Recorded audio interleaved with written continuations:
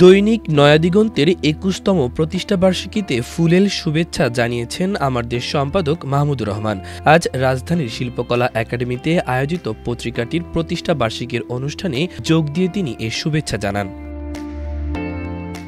অনুষ্ঠানে উপস্থিত ছিলেন অন্তর্বর্তী সরকারের ধর্ম উপদেষ্টা, বিভিন্ন রাজনৈতিক দলের শীর্ষ নেতাসহ বিশিষ্টজনরা। এ সময় ধর্ম উপদেষ্টা আ.খ.ম. খালিদ হাসান বলেন, নয়াদিগন্ত আমাদের মন্ত্রণালয়কে সংবাদ পরিবেশন সহ বিভিন্ন ক্ষেত্রে সাপোর্ট দিয়ে আসছে। আমরা তাদের আন্তরিক সাধুবাদ জানাই। আমি রাষ্ট্রীয় দায়িত্বে আসীন হওয়ার পর থেকে নয়াদিগন্ত আমার মন্ত্রণালয়কে সাপোর্ট দিয়ে আসছে, সংবাদ পরিবেশনা এবং বিভিন্ন ক্ষেত্রে আমরা তাদের আন্তরিক সহায়তা সহযোগিতা পেয়েছি। গণমাধ্যম কর্মীদের গুমের ঘটনা প্রচারে তাগিদ দিয়ে আন্তর্জাতিক অপরাধ ট্রাইব্যুনালের চিফ প্রসিকিউটর তাজুল ইসলাম বলেন, প্রত্যেকটি গুম, নিখোঁজ ব্যক্তি এবং জুলাই আন্দোলনের শহীদদের ঘটনা নতুন প্রজন্মের ভাষায় তুলে ধরা সাংবাদিকদের জন্য অত্যাবশ্যকীয়। ইতিহাসের স্রোত তারাই পাল্টাতে পারে যারা এইভাবে কথা বলতে পারে, জীবন দিতে পারে, মাঠে নামতে পারে, বিজয়টাকে অর্জন করতে পারে, ছিনিয়ে আনতে পারে। আমাদের পত্রপত্রিকাগুলো গত 15 বছরে, 15.5 বছরে যে ভয়াবহ সংস্কৃতি, ভয়ের সংস্কৃতি তৈরি করেছিল বাংলাদেশের আগের সরকার, সেগুলো কিন্তু ফুটিয়ে তুলতে পারেনি সঠিকভাবে। কিন্তু এখনো আজকের এই মুক্ত বাংলাদেশে এই জিনিসগুলোকে তুলে আনার বিশাল দায়িত্ব রয়েছে। প্রত্যেকটি গুমের ঘটনার পেছনে একটা মহাকাব্যিক বেদনার কাহিনী রয়েছে।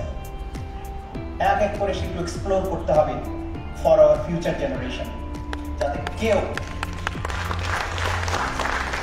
কখনো এমন অবস্থা বাংলাদেশে সৃষ্টি করতে না পারে। বিএনপির স্থায়ী কমিটির সদস্য সালাউদ্দিন আহমেদ বলেন, ২-৪ কলাম লেখার জন্য আমাকে প্রায় ৯.৫ বছর নির্বাসনে থাকতে হয়েছে। তখন যা কিছু লিখেছিলাম ২-৪ লাইন, সেই লেখার জন্য আমাকে প্রায় ৯.৫ বছর নির্বাসনে থাকতে হয়েছে, আয়নাঘরে থাকতে হয়েছে, নির্যাতনে কারাগারে থাকতে হয়েছে।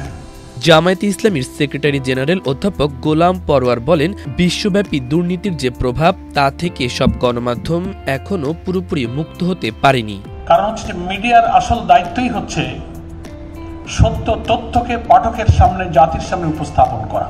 কারো উদ্দেশ্য থাকে ব্যবসা, কারো উদ্দেশ্য থাকে কর্তৃত্ববাদী কোনো শাসকের সাথে মিলেমিশে একাকার হয়ে তাদের চাটুকারগিরি করা, কারো উদ্দেশ্য থাকে আমার ব্যবসা বাণিজ্য, নানান শিল্প গ্রুপ, ব্যবসা বাণিজ্য, কর্পোরেট হাউস আছে, আমি অনেক দুর্নীতি করি, অবৈধ সম্পদের পাহাড় গড়েছি, সেটাকে রক্ষা করার জন্য সেফগার্ড হিসেবে একটা পত্রিকা বের করে সেটাকে পাহারা দেওয়ার জন্য তাকে ব্যবহার করে।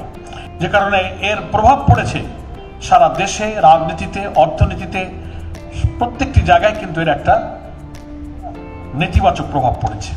অনুষ্ঠানে উপস্থিত থেকে ডাকসুর ভিপি সাদিক কায়েম বলেন, খুনি হাসিনা এবং তার দোসররা যেভাবে ফ্যাসিবাদ কায়েম করেছিল, সেই ফ্যাসিবাদের বৈধতা দিয়েছিল কিছু হলুদ সাংবাদিকরা। বিগত ফ্যাসিবাদী সময়ে বাংলাদেশে সংবাদ মাধ্যমগুলোকে আমরা দেখতে পেয়েছি একটা প্রপাগান্ডা টুল হিসাবে।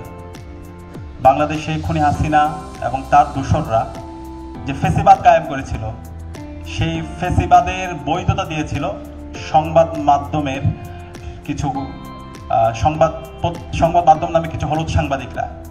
অনুষ্ঠানে আরও উপস্থিত ছিলেন অন্তর্বর্তী সরকারের প্রেস সচিব শফিকুল আলম, বিএনপির মহাসচিব মির্জা ফখরুল ইসলাম আলমগীর, সিনিয়র যুগ্ম মহাসচিব রুহুল কবির রিজভী সহ বিশিষ্টজনরা।